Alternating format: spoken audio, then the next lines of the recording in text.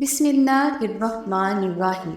अस्सलामु अलैकुम वरहमतुल्लाहि वबरकातुहू। बाज़ औक़ात हमारी ज़िंदगी में हमें सिर्फ अंधेरा और तकलीफ़ ही नज़र आती है। एक बेनाम सी बेसुकूनी घेरे रहती है, आँखें बस नम रहती हैं। याद रखिए, आप थक चुके हैं पर आपका रब नहीं थकता है। आप कुछ नहीं कर सकते हैं पर आपका रब सब कर सकता है। ये जो अंधेरा है ना, वो रब उसको रोशनी बनाने पर कादिर है। हर तकलीफ रहमत का मरहम लेकर आती है, हर अंधेरा रोशनी लेकर आता है, हर मुश्किल आसानी लाती है। ज़िंदगी जामिद नहीं रहती, आज कुछ नहीं है कल सब होगा। सिर्फ अपने अल्लाह पर यकीन रखें। नमाज, कुरान, सीरत वो है जिनको थाम कर आप अपने कठिन ज़िंदगी में इसको ताज़ा कर सकते हैं। अज़ियत को राहत में बदल सकते हैं, तकलीफ़ को आसानी में बदल सकते हैं, उकताहट को सुकून में बदल सकते हैं, गम को खुशी में बदल सकते हैं। बस ये बात मजबूती से पकड़ लें कि मेरा अल्लाह हर चीज़ पर कादिर है। पुरउम्मीद रहें, अल्लाह से उम्मीद लगाए रखें। कभी किसी की तकलीफ़ की वजह ना बने कि वो अल्लाह के हुज़ूर तड़पता हुआ जाए, वो अल्लाह से राम की भीख मांग रहा हो। कभी भी किसी को इतनी तकलीफ़ ना पहुंचाना कि वो जाए नमाज पर बैठकर अपने बेकाबू आंसू उसके सामने ला कर रख दे और अल्लाह से सुकून की दुआ करे। कभी किसी के दुख और गम की वजह ना बनना। अल्लाह सबसे ज़्यादा इंसाफ करने वाला है। वो कभी भी उन लोगों के साथ नाइंसाफ़ी नहीं करेगा जिन्होंने अल्लाह की मखलूक से सख्त चोट खाई हो। अपनी नीयत और अपने दिल को हमेशा साफ रखना। दूसरों के लिए अपने दिल में से नफ़रत को बाहर निकाल फेंको।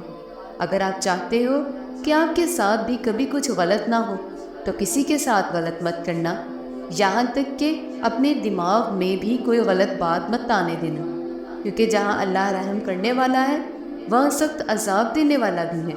उसके बदले और इंसाफ से बचना नामुमकिन है।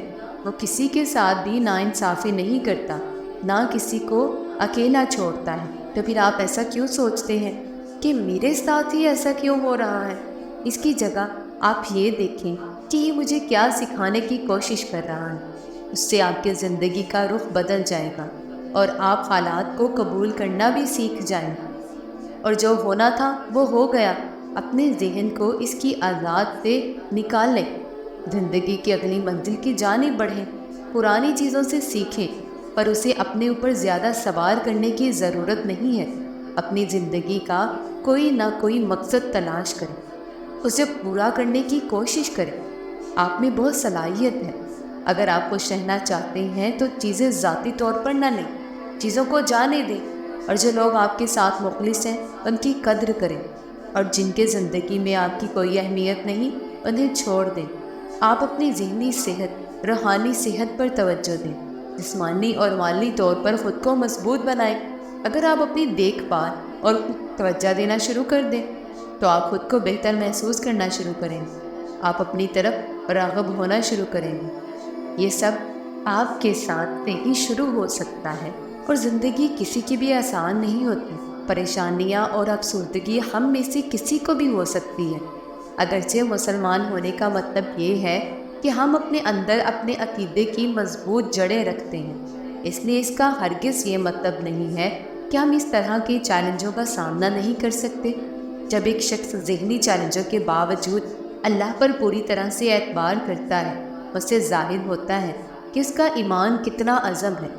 ऐसी कौन सी चीज़ है जो हम सबको एक दूसरे से मुख्तलिफ कर देती है? यकीन। हम सभी अल्लाह पर भरोसा करते हैं, मगर कभी कभी हम इतने मुश्किल वक़्त से गुज़र रहे होते हैं कि हम अल्लाह पर उस तरह से यकीन नहीं कर पाते। कहीं ना कहीं हम घबरा जाते हैं, हमारा ईमान कमज़ोर पड़ जाता है। अल्लाह की रहमत करीब है, फ़िक्र मत करें, अल्लाह आपके साथ है, वो आपको कभी नहीं छोड़ेगा। मैं जानती हूँ कि ये मुश्किल हो रहा है, दर्द बढ़ता जा रहा है, लेकिन राहत करीब है। मैं आपसे वादा करती हूँ कि आपकी मंजिल आपके बहुत करीब है। आपकी खुशियाँ आपका इंतज़ार कर रही हैं। बस थोड़ा सब्र करें और अल्लाह पर भरोसा रखें। अल्लाह वाकिफ़ है तुम्हारी हर छोटी से छोटी और बड़ी से बड़ी परेशानी से।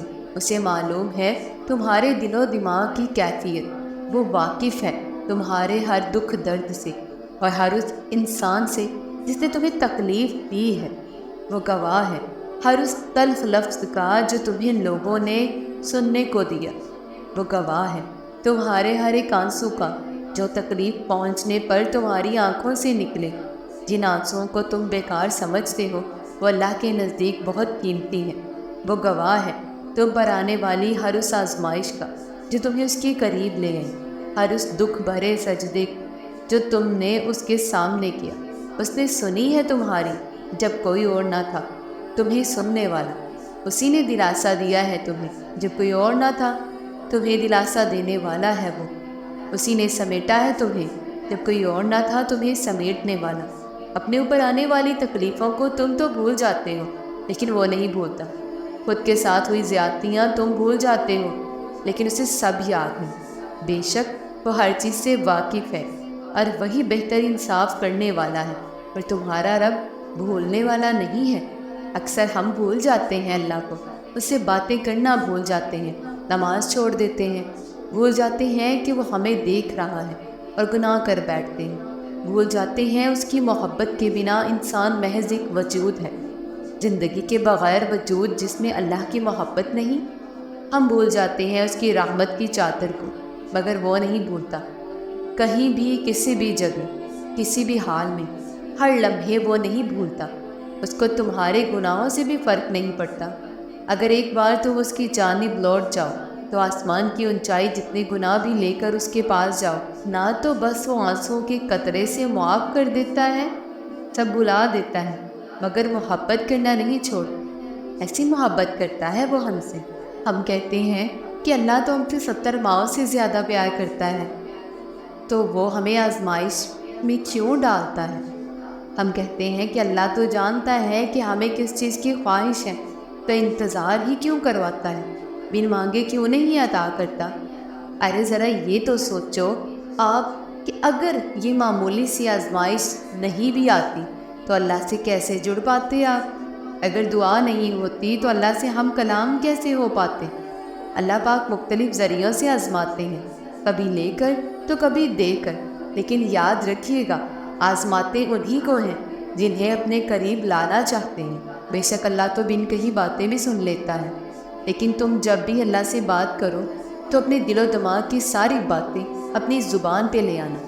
یہ مت سوچنا کہ میں تو بہت گنہگار ہوں، اللہ تو مجھ سے ناراض ہوگا اور اتنی آسانی سے راضی بھی نہیں ہوگا، میری دعاؤں کو قبول نہیں کرے گا۔ نہیں، اللہ تو کہتا ہے تم اتنے گناہ کرو کہ تمہارے گناہ آسمان کی چھت کو چھو جائے، تب تم آدھی زبان سے بھی یہ کہو گے اے اللہ مجھے معاف کر دے تو میں تمہیں معاف کر دوں گا۔ کیا پھر بھی تم دیر کرو گے اللہ سے معافی مانگنے میں، اس کے سامنے جانے میں؟ جاؤ اور اپنے ٹوٹے ہوئے دل کو اس کے سامنے جا کے رکھ دو، اسے وہ سب باتیں بتاؤ جو تمہارے دل کو توڑتی ہیں، اس سے وہ سب مانگو جو تم چاہتے ہو۔ اللہ سے ہر اس چیز کی شکایت کرو جو تمہیں تکلیف دیتی ہے، پھر وہ اپنے ہی طریقے سے سب کو سبق سکھائے گا، ان سب کو تم سے دور کر دے گا جو تمہیں اذیت دیتے ہیں، اور تمہیں ان سب سے نوازے گا جس کے لیے تم نے کبھی ہاتھ بھی نہیں اٹھائے ہوں گے، جس کے ملنے پر اگر تم ساری زندگی بھی سجدے میں گزار دو تو بھی کم پڑ جائے گا۔ بس اپنے دماغ میں یہ بات کبھی مت آنے دینا کہ وہ تمہاری دعاؤں کو سنتا نہیں ہے، وہی تو ہے جو تمہیں سنتا ہے۔ اس کے علاوہ کون ہے جو تمہیں اتنے اچھے سے جانتا ہے، سمجھتا ہے؟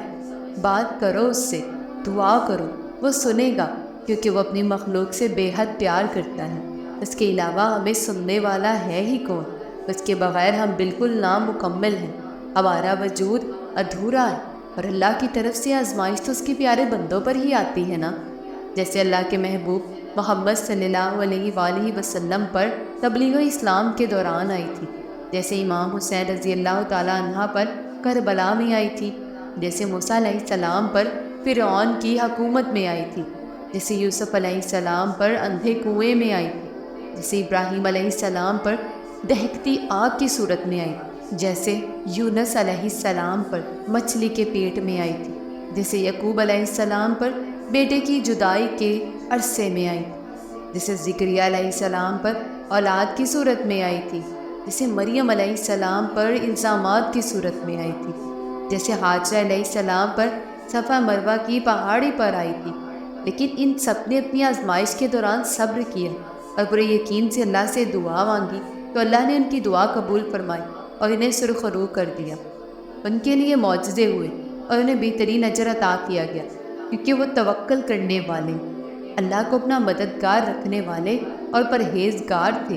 یہ دکھ درد تمہارے اس کی طرف سے تمہاری سزا نہیں ہے، یہ آزمائش تمہارے ماضی کی خطاؤں کا نتیجہ نہیں ہے، یہ بے سکونی تمہاری اس کی ناراضگی کی وجہ نہیں ہے، یہ اس کے طریقے ہیں تمہیں خود تک بلانے کے۔ یہ بے چینی بے وجہ نہیں ہے، وہ اپنے محبوب بندوں کو سزائیں نہیں دیا کرتا، وہ جن سے محبت کرتا ہے انہیں تکلیف میں نہیں چھوڑا کرتا۔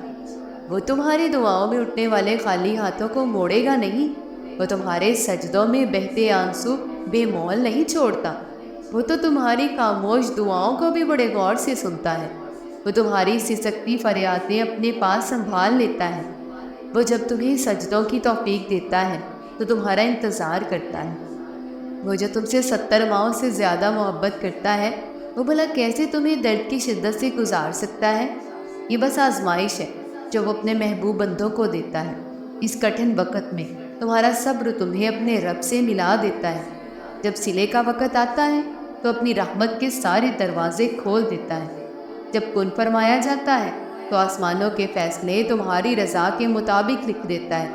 پھر وہ بھی حاصل ہوتا ہے جو کبھی لا حاصل تھا، پھر وہ نوازا جاتا ہے جو ہر ناممکن کو ممکن کا روپ دے دیتا ہے۔ اگر تم اداس ہو، بہت پریشان، ہر رشتے سے بھروسہ اٹھ گیا ہے، تمہارا اعتماد بری طرح سے ٹوٹا ہے، تمہیں زندگی سے نفرت ہونے لگی ہے، تمہیں یوں لگتا ہے تمہارے پاس جینے کی کوئی وجہ نہیں بچی، اور تم نا امیدی کی اس دہلیز پر کھڑے ہو جہاں تمہیں کوئی روشنی کی کرن نظر نہیں آ رہی، تو تم اداس مت ہو، مت توڑو خود کو، اپنا سر اٹھاؤ، دیکھو اس آسمان کو جس کے سائے میں تم کھڑے ہو، پھر جھکاؤ اپنے سر کو، دیکھو اس زمین کو جس میں پاؤں جمائے تم کھڑے ہو، پھر سوچو اپنی ذات کو، کیا تمہیں اس نا امیدی کے لیے بنایا گیا ہے؟ تم کیوں نہیں اس سے بات کرتے جس نے تمہیں بنایا ہے؟ تم کیوں نہیں اس سے اپنا حال بیان کرتے جو تمہاری حالت بہتر کرے گا؟ تم کیوں پریشان ہوتے ہو جبکہ یہ جہاں اسی کا ہے؟ تم ایک بار اس کے ہو کر تو دیکھو، دیکھنا وہ تمہیں کیسے تھام لے گا۔ پھر چاہے یہ دنیا لاکھ کوشش کرے تمہیں ذرا برابر تکلیف نہیں پہنچا پائے گی۔ تم اس خدا سے رابطہ تو کرو، تم اس سے واسطہ تو رکھو۔ کبھی کبھار زندگی میں ایسا موڑ آتا ہے جہاں ہم سبھی سوچتے ہیں کہ ہم تو خود کو بدل ہی نہیں سکتے، اور پھر لوگ بھی ہمیں ڈرانے لگتے ہیں یہ کہہ کر کہ اب تو بہت دیر ہو گئی، اب تو اللہ معاف نہیں کرے گا۔ حالانکہ اللہ کے ہاں تو کبھی بھی دیر نہیں ہوتی، اور نہ ہی اللہ نے آپ کو واپس پلٹنے کے لیے کوئی خاص شرط مقرر کی ہے کہ اس وقت پر اگر پہنچ گئے سو پہنچ گئے، اس کے بعد نہیں آ سکتے۔ جب تک آپ کے جسم سے آخری سانس نہیں نکل جاتی تب تک آپ کے پاس اللہ کو منانے کی مہلت ہے، خود کو بدلنے کا موقع ہے۔ اللہ کا دروازہ ہر اس انسان کے لیے کھلا ہے، تو پھر آپ نے لوگوں کی باتوں میں نہیں آنا۔ جیسے اللہ کا ان کے ساتھ رشتہ ہے ویسے ہی اللہ کا آپ کے ساتھ بھی رشتہ ہے۔ اللہ جتنا ان کا ہے اتنا ہی اللہ آپ کا بھی ہے، اور یہ حق آپ سے کوئی بھی نہیں چھین سکتا۔ اجر و ثواب کے فیصلے اللہ کے ہاں درج کی گئی انسان کی نیتوں پر اور عمل صالحہ پر ہوتے ہیں، لوگوں کے تیار کردہ مردم شماری کے رجسٹروں پر نہیں کہ کس کو جنت میں رکھا جائے گا اور کس کو جہنم میں۔ تو پھر لوٹ جائیں اللہ کی طرف اس سے پہلے کہ لوٹائے جائیں، تھام لیں اللہ کے دروازے کو اس سے پہلے کہ یہ بند ہو جائے۔